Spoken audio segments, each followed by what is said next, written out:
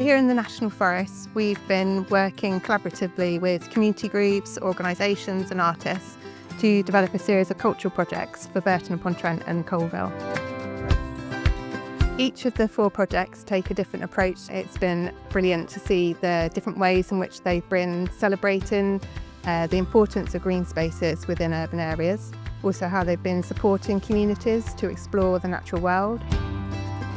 We hope that the projects will have positive impact upon the people that have taken part through providing creative inspiration, the opportunity to learn new skills, and the chance for communities to explore the landscape and also connect with each other.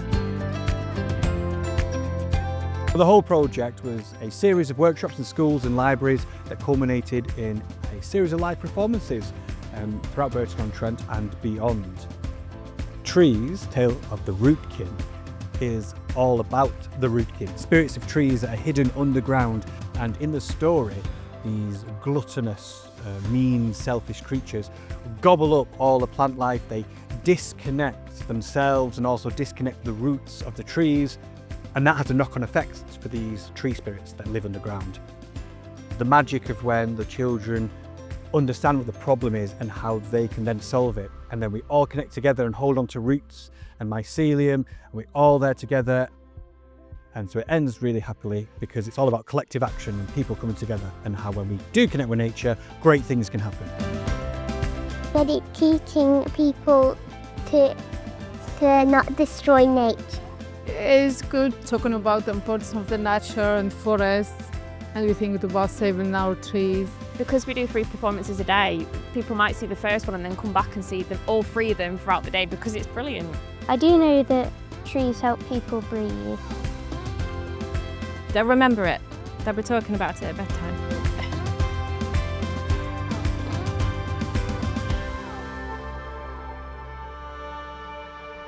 Something like a street plant is not necessarily regarded with much respect or value.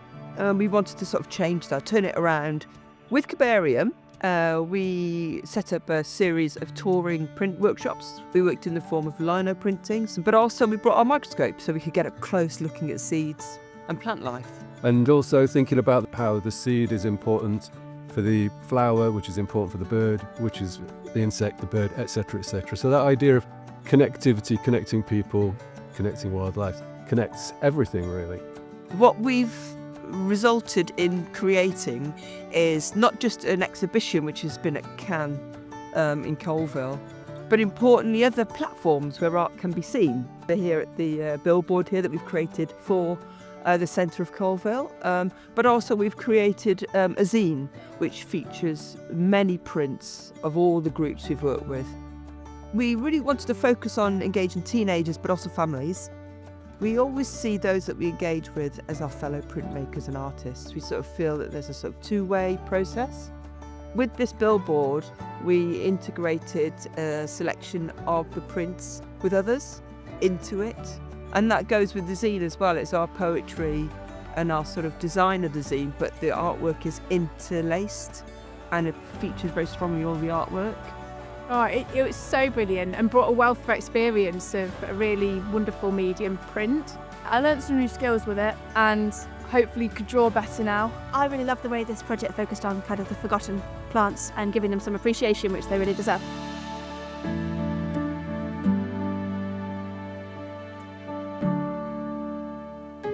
I've been really lucky in this project to have a long time to work with the National Forest and with people in the area, with community groups in the area. I've been working with Enrich in Colville since the spring. It's a big group for people, many of them with learning disabilities or additional needs.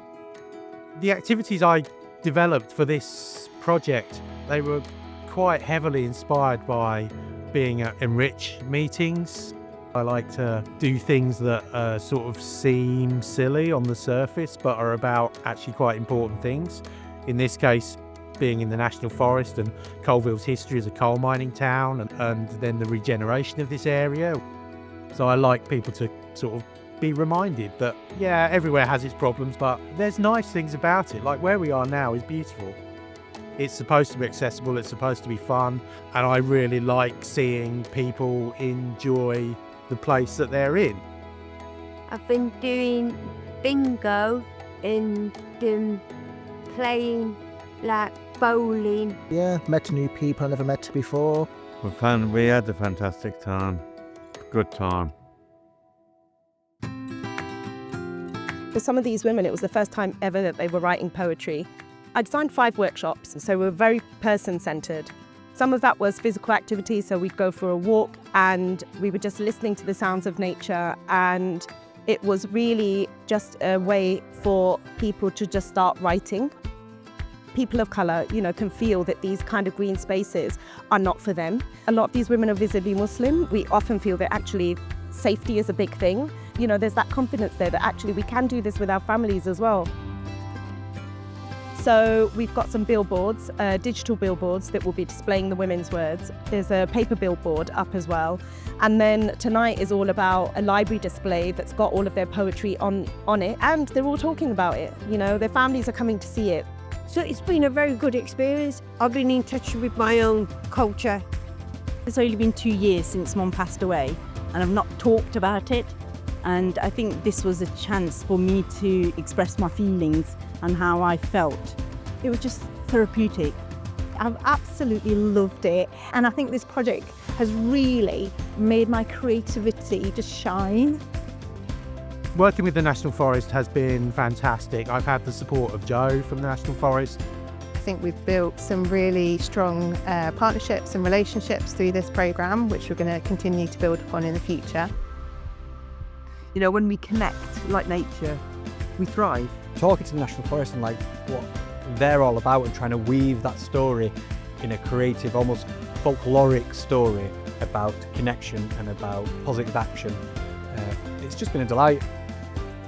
Having the National Forest commission this, it's not just about learning to write a poem. It's so much more than that, and this is why we need the arts.